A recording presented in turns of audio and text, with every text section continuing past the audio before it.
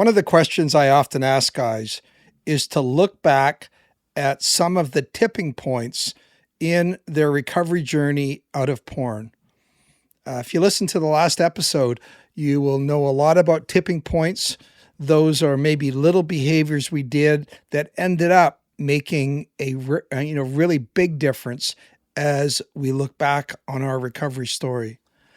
And one consistent tipping point I hear from guys, one of the biggest events in their life was the very first time they actually talked to someone about the problem that porn had become in their life. And because each and every podcast, I encourage guys to reach out to talk to me with a free Zoom call.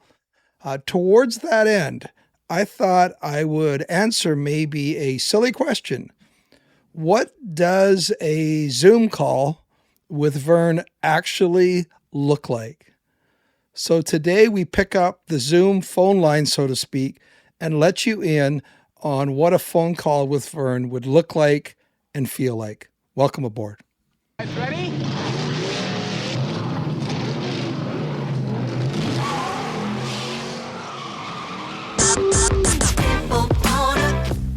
When it comes to porn, are you stuck, spinning out, or slipping backwards in your life?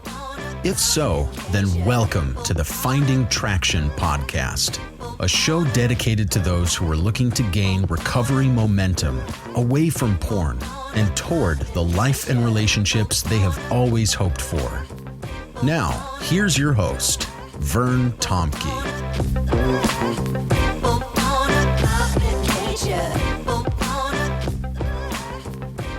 So I'm not really going to do my normal opening spiel where I talk about different ways that you can work with me because it's going to come out in today's short podcast.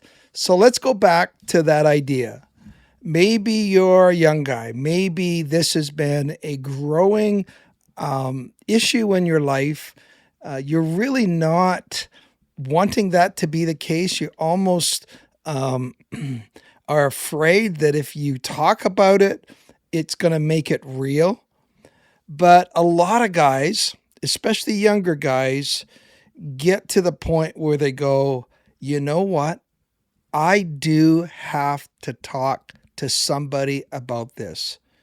Maybe you've read a bunch of stuff. Maybe you're the kind of researcher guy that goes down the rabbit hole to understand everything about the brain and porn and all of that. But it hasn't really affected a true, significant, and lasting change in your life. And you hear this guy, Vern, every week talk about you gotta reach out. You gotta get out of your head. You've got to get out of your own little circle of me, and you have to reach out.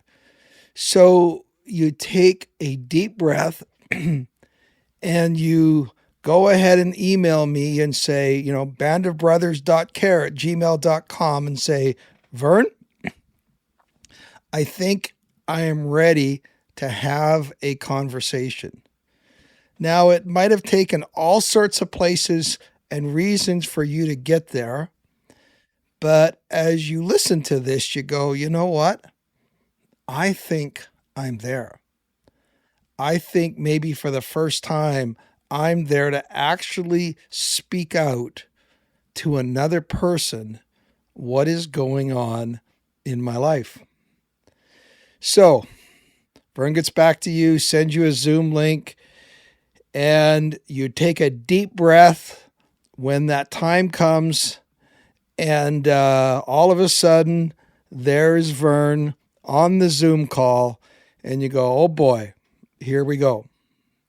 So this guy shows up, Vern, usually with a hat and hoodie, just so you know, it's not with a suit and tie. I don't roll that way.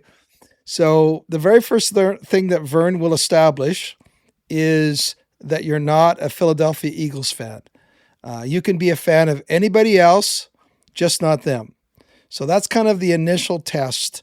And even that, is not really a test, but I like to try to get that out of the way. What language, football language we're speaking now. So if you pass that first test, and even if you don't pass it, I'll still talk to you. But the next question that I will say to you, and let me just say this: I'm amazed at how much people know about me.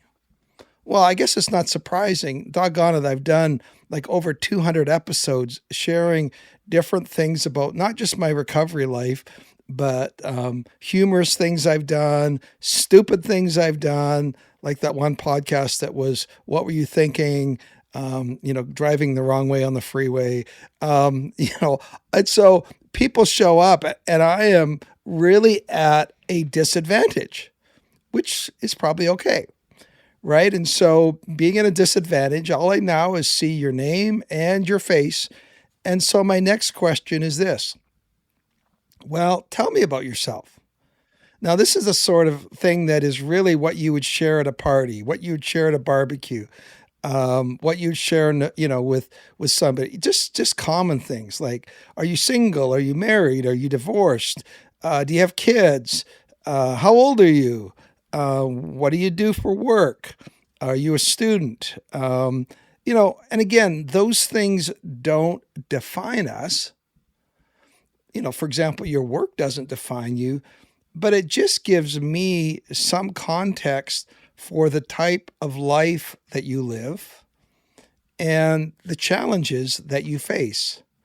So if you've been married 30 years and you're an empty nest person, that's very different than if you're a student at university.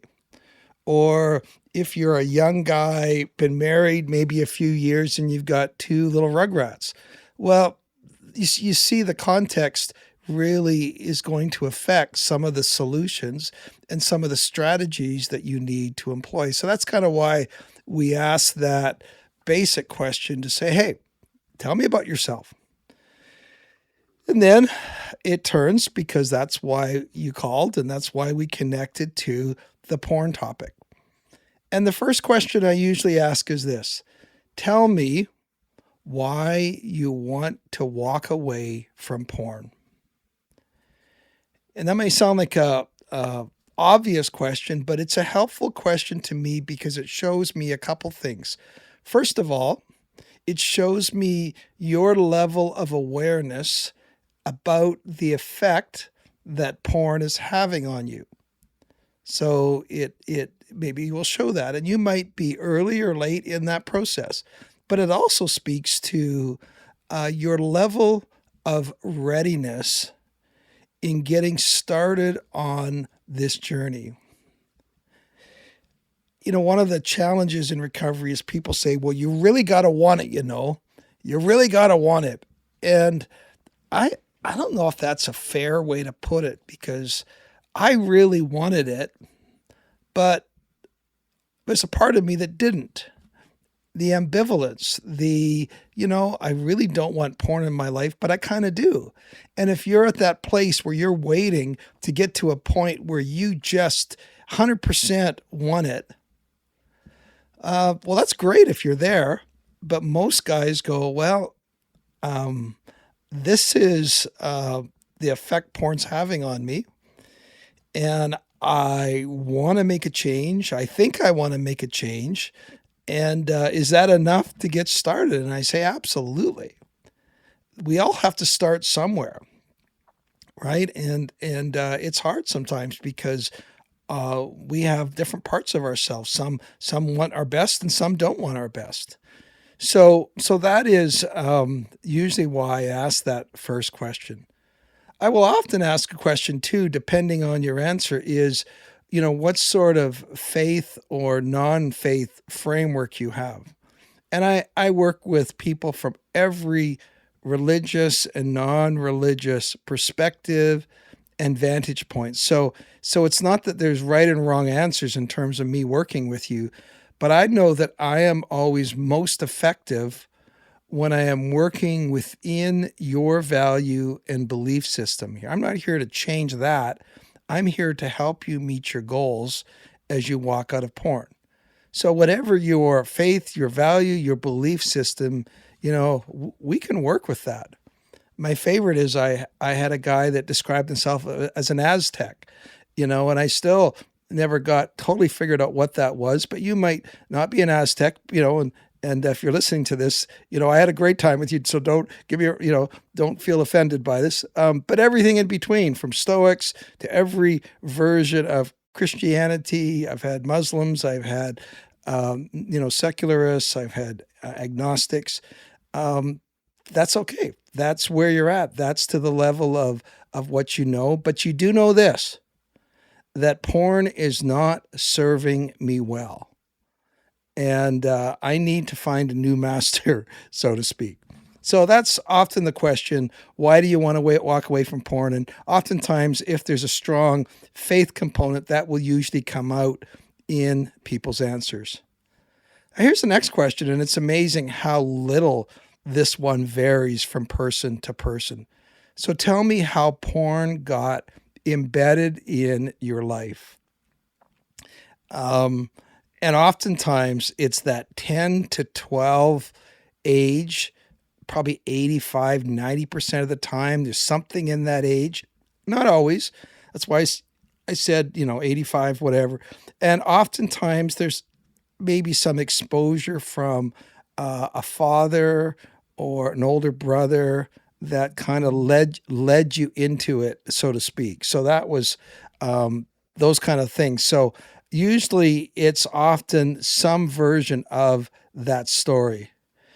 The other reason that it's important is, depending how old you are, it depends, of course, on how many years you have been looking to porn as your solution and your medication for life. So if it's, your early 20s and you started when you were 12, 13, okay, you might say that's 10 years. If you're calling me in your 30s or 40s, you're going, man, this has been with me and something I've relied on for 10, 20, 30 years.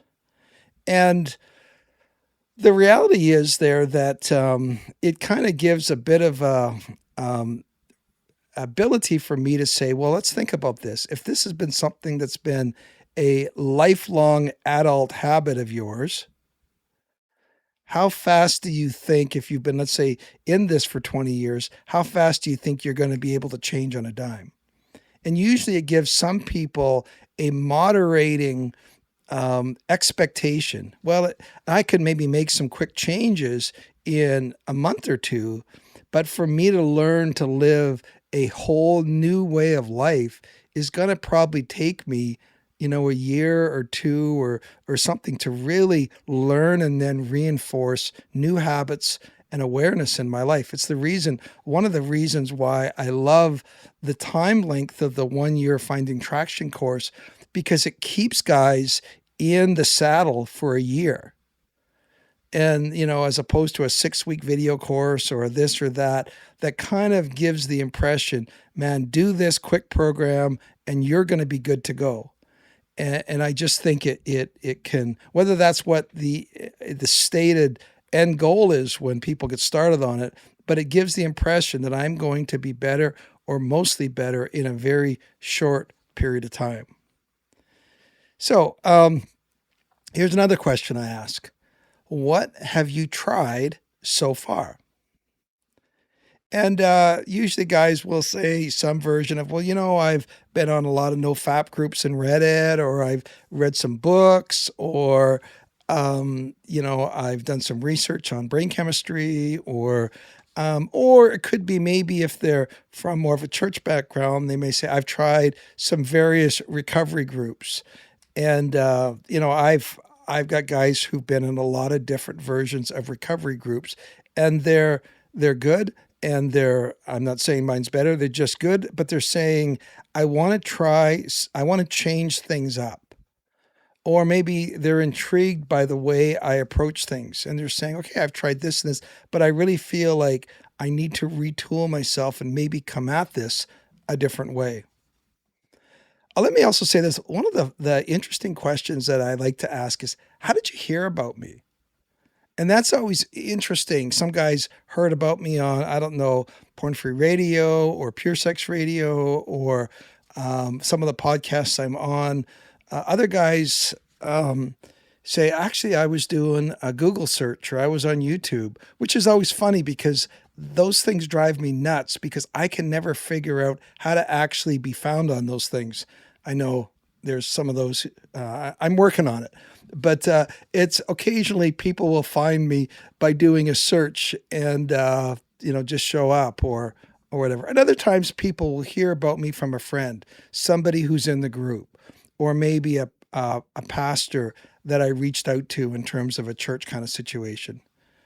So that's kind of all some of the things we talk about just to get an idea of where you're at, what you've tried, how far, where you're at in your life. I will often ask too, especially if you're married, I will ask the question of tell me how real time your wife is, or let's say you're engaged, your fiance is, about where you're at in this struggle, the fact you're calling me, how real time is she in this place that you're at right now? And I'll get answers all over the map. I will get answers, well, guess who thinks made me call you? It was my wife. I've had that. Or on one extreme, and on the other extreme, I'll get guys to go, my wife has no idea. And I'm not really willing to have that conversation with her yet. So that's the other extreme. And then, of course, everything in between. And my job is not to make you do anything. I don't force guys to tell their wives.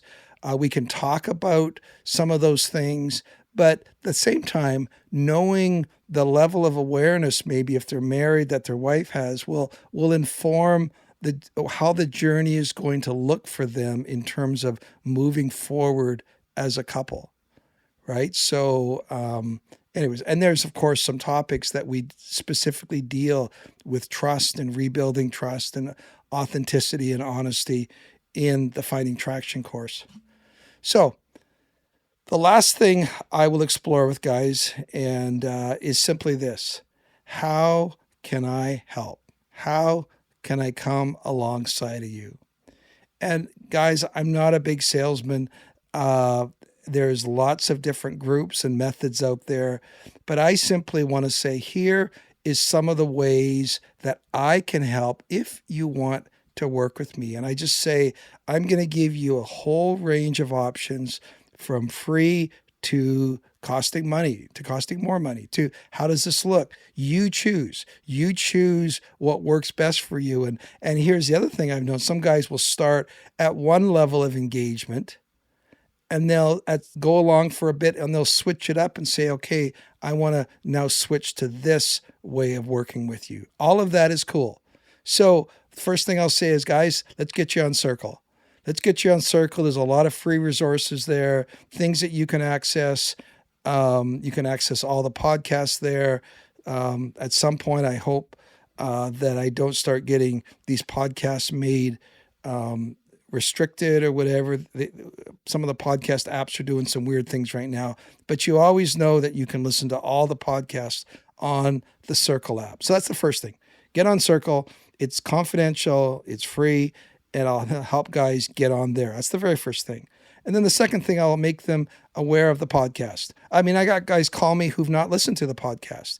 All they did is heard about it from a different thing. And they go, oh, I didn't know you had a podcast. So that's the other thing. All of those are just simple, free ways of getting help. Then I'll tell them about the course. You know what? There's this 52-week video course. You can access it. You can watch the first 2 lessons for free to get an idea. Is this helpful? Do you like the way I present it? These are short lessons. These are 15-minute lessons. Let me just say, one of the reasons and the ways I designed the course is I heard back from guys, man, I was in this group and I had like 2-3 hours of homework every week. I just don't have that time. And I knew that and I recognized that. And I didn't like doing that either. And so I said, here's a 15-minute video, a lesson. Here's a short worksheet so that you can begin to engage with how recovery happens. So I'll say, get on there. You can access and you can purchase a quarter or 2 or 3 quarters or 4 quarters on Circle. It's basically $34.95 a quarter, and that's what you can do. And you can start if you just want to start that on your own. So it's okay with me. You want to start that on your own, then start that on your own. Start learning, start growing. Other guys go, you know what? I tell you what, I've got an accountability buddy who's also struggling. Why don't I do it with my buddy? And this is really helpful because I'm going to do it with my buddy, or maybe I have a couple buddies, and we've maybe been you know how that goes. We've been kind of, I've got this friendship group. We call it kind of accountability, but it's not really, and it's not really that focused. And this course is really, maybe it would give us some focus in terms of our discussions together. So that's another way you could do it. Or you could say, you know what? I don't have anybody that I'm close to already. I want to get into a group. I want to walk with you in a group of 5, 6, 7 guys, and I want to do this in a group setting. You talk a lot about groups and how helpful they are. So I would love to do this course in a group setting with you. And finally, some guys will just go, because of this reason or this reason, can I do the course with you individually? And usually I don't do it every week. I do every 2 weeks we meet, and some of the guys we do 2 lessons every 2 weeks, and other guys we do 1 lesson every 2 weeks, depending on what they want. And they just want something more individual. And I just said to them, you know what? I'm just going to send you an email, outline all of those things. You decide. You decide what you're ready for. You decide what would be helpful for you. And again, some guys start at one level and they want to switch to a different one. Now, I know that this may all sound like a big marketing thing, and I told you I'm not a big salesman, so you might say, yeah, right, Vern. But guys, I just want to say this. This is a huge step for you to reach out. I know that reaching out can make you feel incredibly vulnerable. You already have so much shame around these behaviors already. You probably feel hopeless, or have tried something new, or you've tried things and they've not worked, and you're going, well, how is this going to make any difference? I want to just read an email I got yesterday. I had one of these phone calls with a young guy who reached out to me, and I just want to read a couple lines from his response. We got together, we chatted for, 45 minutes or something. He was on his lunch break at work, sitting in his car. And the next day he emailed me and said this. He said, I felt another layer of weights fall from my shoulders today. I've always wanted to reach out, but felt so paralyzed. I'm so thankful. I really hope, if there's something that has kept you from taking that first step, that you reach out with God's grace. You find the ability to take that first step towards freedom. We'll see you next time.